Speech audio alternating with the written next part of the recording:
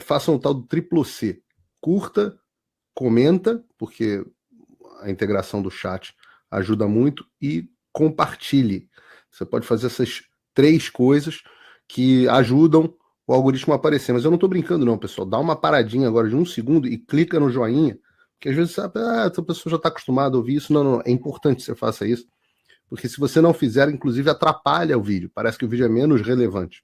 Então, nós estamos vivendo uma democracia e nós, a gente fala para aqui, infelizmente a gente fala para bolha, gente. É 5, 10, 15% da população que acompanha o noticiário alternativo de uma rede social ou das nossas emissoras. Ou dos eu vou te mostrar hoje em números como não é bem assim. Ainda, infelizmente, se informa pela Globo, meu amigo.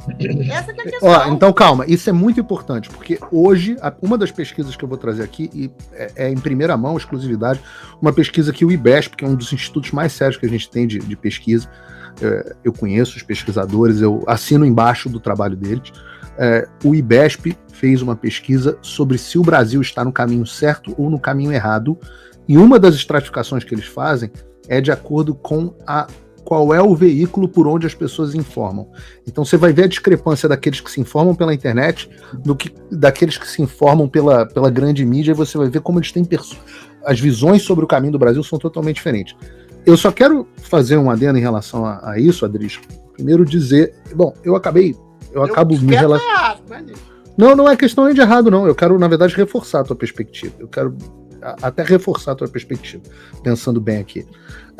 Mas um adendo em relação à questão dos deputados, que foi o ponto que o Didi trouxe, e eu vou trazer um caso aqui da política americana de ontem para hoje, que abalou a estrutura da política dos Estados Unidos. Eu vou fazer um paralelo. Eu converso muito com os deputados e senadores do Brasil. Eu acho que nós temos alguns grandes deputados e senadores no Brasil.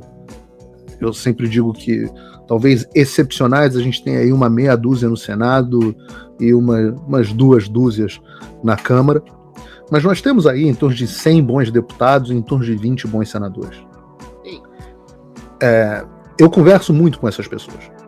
E elas estão muito, sim, preocupadas em relação ao que está acontecendo no Brasil. Alguns senadores, eu corro até o risco aqui de ficar citando nomes, mas posso falar do Eduardo Girão, do Magno Malta, que foi um leão em relação às pessoas presas no 8 de janeiro, o senador Jorge Seife, há outros.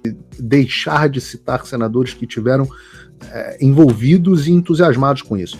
O Eduardo Girão, o Carlos Portinho, que é senador do meu Rio de Janeiro, e o Magno Malta estiveram comigo em Nova York, entregando ao embaixador do Brasil na ONU e protocolando uma denúncia na Comissão dos Direitos Humanos das Nações Unidas só sobre as violações dos direitos dos presos no 8 de janeiro. Então são pessoas que estão preocupadas. Entre os deputados tem muitos, também não quero citar aqui, mas eu converso muito com eles. Agora, todos os que eu converso têm medo. E nesse ponto, a cabeça do Daniel Silveira, enfiada num spike, né, não sei como é que chama spike em português, nunca sei, um pau, né? A cabeça do Daniel, uma estaca, isso mesmo, uma estaca, essa é a palavra. É bom ter um poeta aqui na live. A cabeça do Daniel Silveira enfiada numa estaca na porta do castelo, que foi o que fizeram, ela é muito simbólica. O caso do Daniel Silveira representou a destruição da liberdade de expressão no Brasil. Pelo menos no parlamento do Brasil. Porque no Brasil eles entregaram a cabeça dele de bandeja, é importante. Entregaram. E eles se arrependeram, muitos se arrependeram. Porque houve uma história, eu tenho uma live com o Daniel Silveira, onde ele conta essa história, e a história foi confirmada para mim por outros deputados, onde houve um aceno ali, e o Alexandre é muito conhecido por propor acordos e medidas que ele acaba não cumprindo, o que é um hábito meio de juiz no Brasil. Mas dizem que ele tinha, quando houve a prisão, o Lira falou, isso aí não dá para fazer. E aí a Câmara, o Xandão falou, olha, se vocês confirmarem, eu depois revogo a prisão, só que agora vai ficar ruim para mim se vocês... E aí fez uma pressão lá, o Lira deu aquele somebody love, e no final das contas os deputados votaram achando que o Daniel ia ser liberado. O Xandão não cumpriu naturalmente a parte dele do acordo, e ficou esse precedente gravíssimo dentro da Câmara para todo sempre. Ele foi reforçado depois, agora, com o caso do Marcos Duval, que teve também a sua vida totalmente destruída, vive agora sofrendo busca e apreensão depois que ele se tornou inimigo do Xandão, porque andavam ali juntos. Tinham ali uma relação mais próxima e agora se tornaram inimigos mortais, né?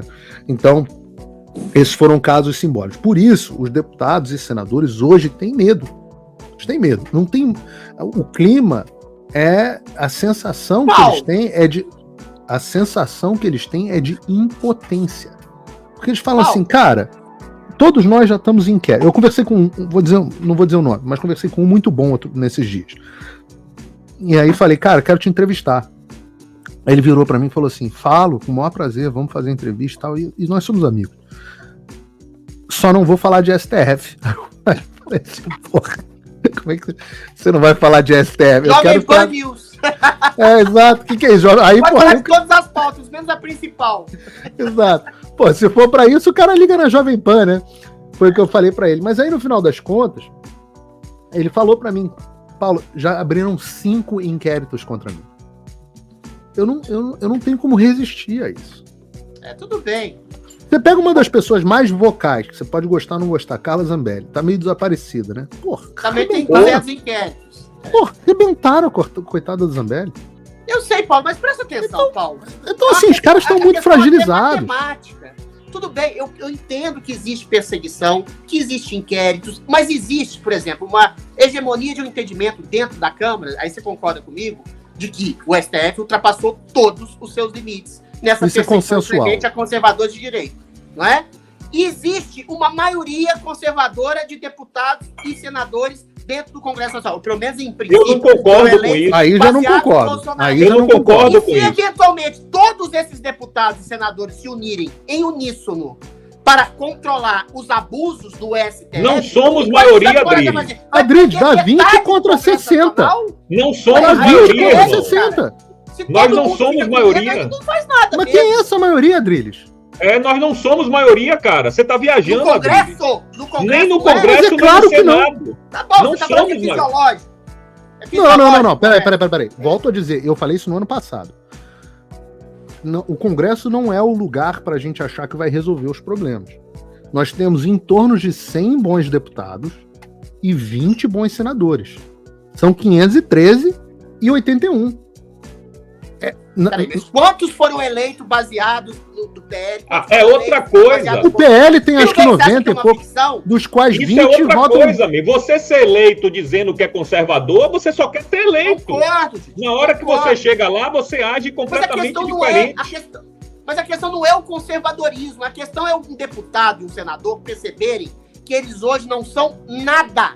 Que eles não têm poder algum diante do Supremo Tribunal Federal e que eles podem e estão sendo chantageados. Então, se todo mundo se unir e perceber contra esse abuso de poder, estou falando de abuso de poder do STF, que constrange, persegue os próprios parlamentares, estou nem dizendo de conservadorismo, eles podem se unir, estabelecer uma reforma judiciária ou um impeachment, pelo numérico. Agora, o que vai acontecer? Vai ter uma retaliação contra metade do Congresso Nacional? Não tem margem, Adriles. Não tem margem. O impeachment contra o Barroso. O Barroso foi lá num evento político partidário da Uni, não dá pra ser mais político partidário que isso. Só se fosse na convenção do PT, né? Ele foi num evento político partidário, foi lá e falou, nós derrotamos o bolsonarismo. O cara que tinha sido presidente do TSE um mandato antes e que fazia parte do TSE. Aí esse cara foi... Não, aí foi lá, Jorge Seife abriu um processo de impeachment contra o cara. Eu conversei com vários senadores. A Tereza Cristina não queria assinar, cara. Não, Tereza Cristina. Tô falando, conversei com vários deputados que não queriam, com vários senadores que não queriam assinar. E deputado de direita, virando e falando assim pra mim. O cara que eu respeito, tá? Cara bom. Virando pra mim e falando assim, Paulo, eu não vou assinar porque isso não vai dar em nada. Então, e o que me conecta a um outro ponto dessa história, que é uma história rapidinha que eu queria contar hoje para vocês. Aqui nos Estados Unidos,